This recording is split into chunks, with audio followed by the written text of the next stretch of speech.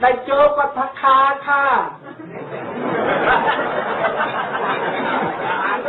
นะในไอ้สมัยปัจจุบันข้าเองแต่ยมช่วยสาบโอลิมปิกนั้นจุกใจละอ๋อนะแม่เนี่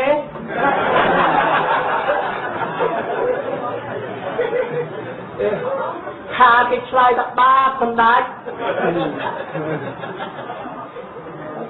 nó cổ mất là tiết xua tao ăn lôi man bỏ chui lôi kia phóng chăm xua rồi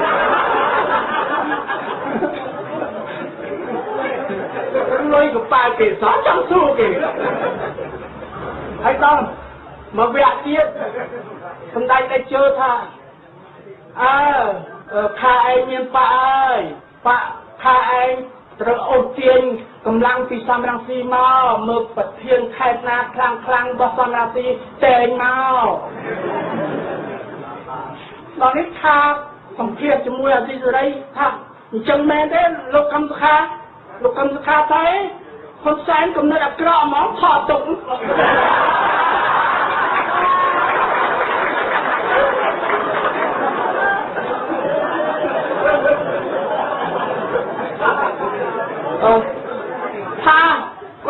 គាត់មានកំណត់អាក្រក់គាត់ថោទៅខ្ញុំមានអ៊ឺអើជាមួយគាត់ណា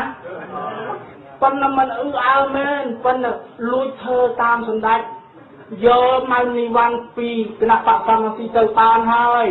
សូមរាយការណ៍ជូនសម្ដេចមិនបានថាប៉ុនធ្វើកម្មសុខាធ្វើហើយឥឡូវនឹងមើលចោះអត់មានមូលបង្កាច់អត់មាន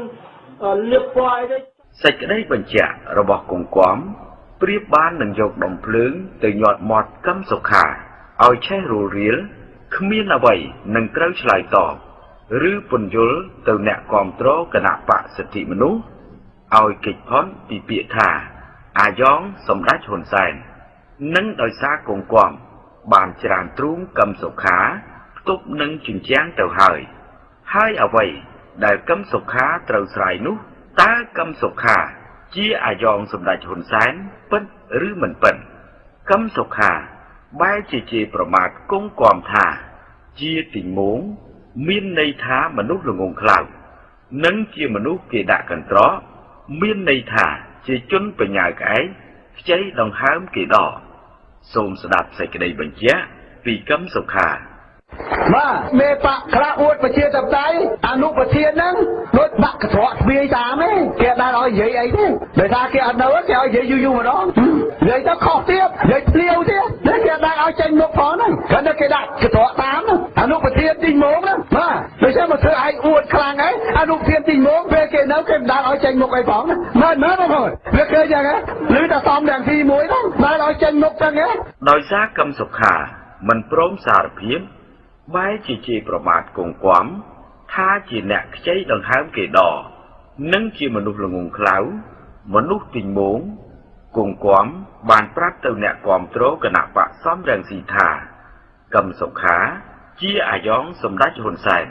ដោយផ្អែកតាមសម្ដីដើមទាំងស្រុងក្នុងកិច្ចសន្ទនាតាមទូរស័ព្ទរវាងសម្ដេចហ៊ុនសែននិងកឹមសុខាសូមស្ដាប់សម្ដីបញ្ជាក់របស់គង្គំកឹមសុខានឹងគេលេងជឿហើយព្រោះនៅក្នុងអាកំបាំងសម្ងាត់អីនោះនៅមួយវគ្គទៀតសម្ដេចឲ្យចូលថាខាយូខែឯងដាក់ខ្ញុំមកក្តាំងទៅហើយខ្ញុំដាក់ខែឯងមកក្តាំងទៅដើម្បីឲ្យគេជឿថាខែឯងនឹងខ្ញុំឆ្លោះគ្នាទេមិនមែនគ្នាឯងទេប៉ុន្តែពិតគ្នាឯងសោះដូច្នេះគាត់ដាក់អាខ្សែអាក់នោះមកក្តាំងទៅដើម្បីជួយលៀងកឹមសុខាថាមើលយើងឆ្លោះគ្នាមែនហ្នឹងមានត្រូវគ្នាឯណាការលាក់លៀមរបស់កឹមសុខាមិនចង់ឲ្យអ្នកគាំទ្រដឹង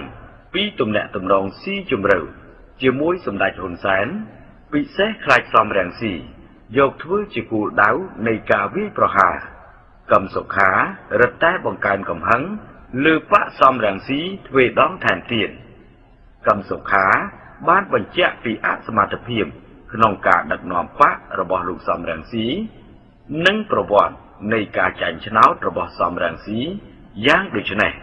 ញាតិគណៈបកហ៊ុនស៊ិនប៉ាច់រាជានិយមអាលមលាយខ្ទេចមែនបងប្អូនឥឡូវងាកមកសំរងស៊ីដោយអារម្មណ៍មកនិវ័នបានមានតាមអត់មានអ្នកចូល